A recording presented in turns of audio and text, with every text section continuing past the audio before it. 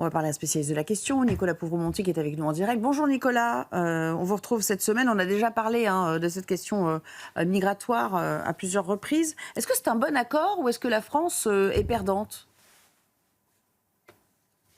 Écoutez, ce qui en sort pour l'instant, c'est qu'il s'agit globalement d'un accord assez résiduel. Le dispositif annoncé effectivement par Emmanuel Macron et Keir Starmer est assez surprenant dans sa forme. Donc on l'a dit, hein, c'est un principe de 1 pour 1. Un migrant qui traverse irrégulièrement la Manche est ramené vers la France et en échange, le Royaume-Uni accepte un autre migrant qui aura déposé une demande par une voie légale, une plateforme en ligne. Il aura prouvé qu'il a des liens avec le Royaume-Uni et qu'il n'a pas tenté la traversée irrégulière. Ce qui est certain, c'est qu'à court terme, l'avantage ne sera pas du côté des Français, parce que la France va devoir réadmettre sur son Eh oui. sol des profils de migrants qui ont traversé en situation irrégulière et dont le Royaume-Uni n'aura pas voulu, globalement, qu'il aura choisi pour ce programme d'échange et pour les renvoyer vers la France. Et dans le même temps, le Royaume-Uni aura la main sur les migrants qu'il souhaite faire entrer. L'idée de long terme, c'est sans doute d'essayer de tasser les traversées irrégulières, de tasser l'attractivité de l'activité des passeurs notamment, en cassant la perspective de la traversée irrégulière. Mais à court terme, il y a sans doute plus d'inconvénients que d'avantages. D'accord, mais bon, à long terme, ça peut quand même porter ses fruits et décourager finalement les candidats au voyage. C'est ce que vous nous dites en substance. C'est ça, c'est le pari qui est fait. Ça soulève néanmoins d'importantes questions, c'est-à-dire que typiquement, qui aura la charge des migrants qui seront renvoyés vers la France? Est-ce que la France leur demandera de déposer, par exemple, une demande d'asile en France? On sait que c'est souvent ce qui est proposé à Calais. Ou est-ce que la France fera jouer le règlement de Dublin? Vous savez, le règlement de Dublin, son principe, c'est que les demandeurs d'asile doivent déposer une demande dans le premier pays européen où ils ont posé le pied. On sait déjà que l'Espagne, la Grèce, etc., ont fait part de leurs inquiétudes quant à la perspective de cet accord franco-britannique. Ça renvoie aussi à la question des moyens supplémentaires que le Royaume-Uni mettra pour nous aider à contrôler cette frontière. Dans le cadre des accords actuels, le dernier traité en date, c'est celui de Sandhurst en 2018.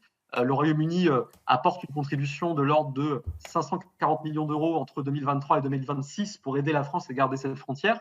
Mais le ministre de l'Intérieur, Bruno Retailleau, disait au Sénat il y a quelques semaines que ça couvre à peine la moitié des coûts qui sont effectivement engagés par la France pour sécuriser la frontière britannique. Restez avec nous quelques instants. Edouard Lavolée, la France grande perdante dans toutes ces négociations qui ont trait au reflux finalement de l'immigration illégale, y compris en termes financiers. Oui, bah, dans l'accord qui a été signé, enfin dans les contours de l'accord qu'on a en lisant la presse, on voit quand même on est plutôt perdant, même si, bon, c'est Keir Starmer qui dit que c'est un accord révolutionnaire, mais plutôt révolutionnaire pour le Royaume-Uni plutôt que pour la France.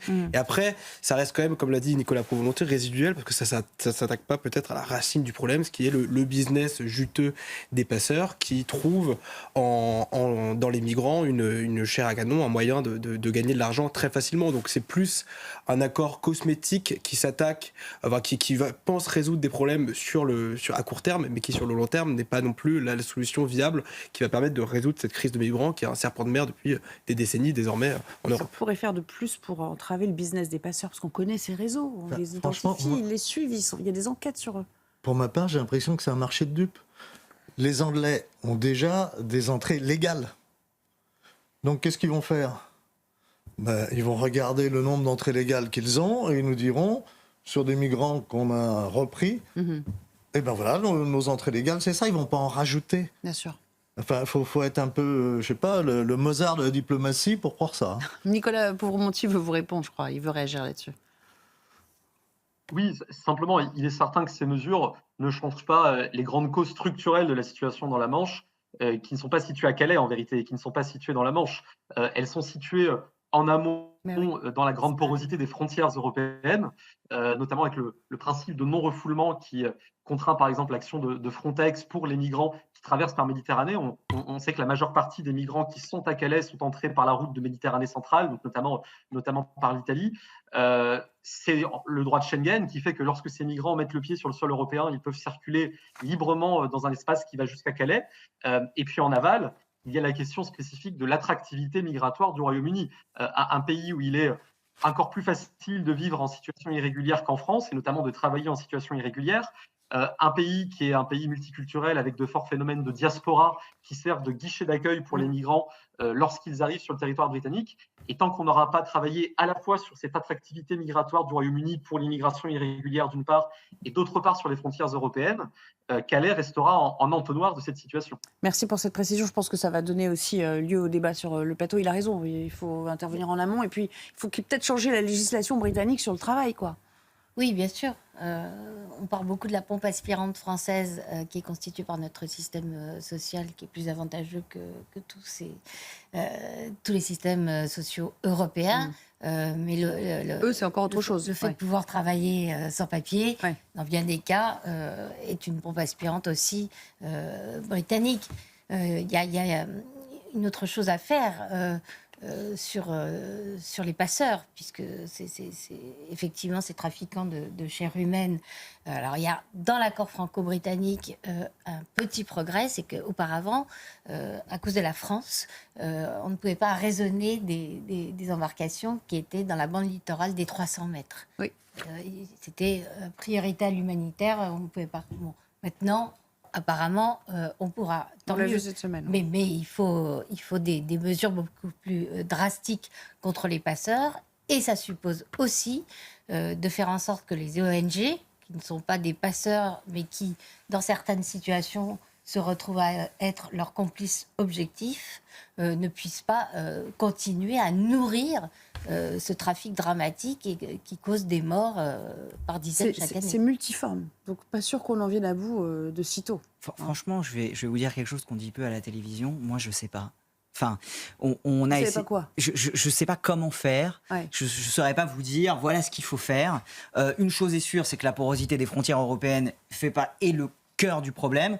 Ça, je pense que, personne n'est aveugle et qu'il faut très probablement un changement de législation européenne, d'autant plus qu'à mon avis, ce qu'on vit là, ça n'est que le début d'une vague migratoire qui va être beaucoup plus importante avec les changements climatiques qui sont en cours et qui vont s'accélérer dans les prochaines années. Mais c'est un problème qui nécessite des changements économiques, diplomatiques, culturels, législatifs. Il faut que l'Europe s'arme dans tous les sens du terme pour faire face à ce qui arrive et pour y faire face dignement. Je pense que c'est tout aussi important que l'efficacité. Emmanuel Macron, j'avais oublié qu'on avait le son du président de la République. Bah oui, il a quand même parlé lors de ce rendez-vous. Écoutez ce qu'il dit. Nous avons enfin convenu de renforcer nos efforts ensemble pour lutter contre les trafiquants de migrants en Manche et maîtriser l'immigration clandestine. Vous l'avez longuement évoqué, Monsieur le Premier ministre, c'est un enjeu essentiel pour nos deux pays. Nous mobilisons en effet aujourd'hui plus de 1200 forces de sécurité et d'intervention. C'est un problème des deux côtés de la Manche, outre la tension que cette situation génère dans nos territoires du Nord comme sur vos côtes. C'est pourquoi nous allons renforcer notre action partagée sur plusieurs fronts. C'est très convenu ce qu'il dit. En fait, il n'y a pas de ligne directrice. Il a l'air satisfait de l'accord. Hein. Il est content de lui. Vous avez vu le petit sourire. C'est la politique du verbe. Voilà, Mais on n'apprend rien à travers ce qu'il dit. On pourrait reprendre sur tous les sujets. Il pourrait dire la même chose de tous les sujets. Le problème, c'est qu'un président de la République doit être dans l'action. Et l'action, ça fait pas 7 ans qu'il est au pouvoir. Ça se saurait, il a été ministre des Finances. Les résultats. Ça fait plus de 10 ans. Et l'action. Regardez l'état de sa cote de popularité et vous aurez la réponse. Il y a un autre point, moi, qui me frappe. C'est aussi l'échec de toutes nos institutions internationales. Tout le monde est d'accord pour dire que le problème des migrations, c'est notamment le problème de l'exploitation des êtres humains, des passeurs, de la grande pauvreté. Mais que fait l'ONU pour combattre les réseaux de passeurs sur l'ensemble du globe ? C'est-à-dire des gens qui réduisent d'autres en esclavage ou en quasi-esclavage. C'est ce que je vous demandais tout à l'heure. Comment on fait pour lutter contre ce fléau des passeurs ?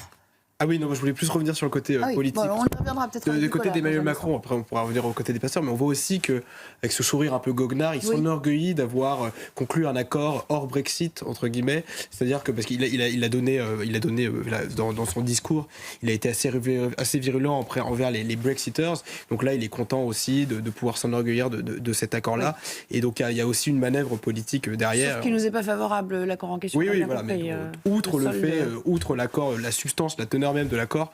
Voilà, on connaît Macron, on sait qu'il est adepte des coups politiques et là il peut. Nicolas, on va vous dire au revoir. On n'a pas le temps de parler des passeurs, mais ça fera l'objet d'un autre débat, bien sûr, parce que la question n'est certainement pas résolue et ne le sera pas de sitôt. Merci à vous. On marque une très petite pause et puis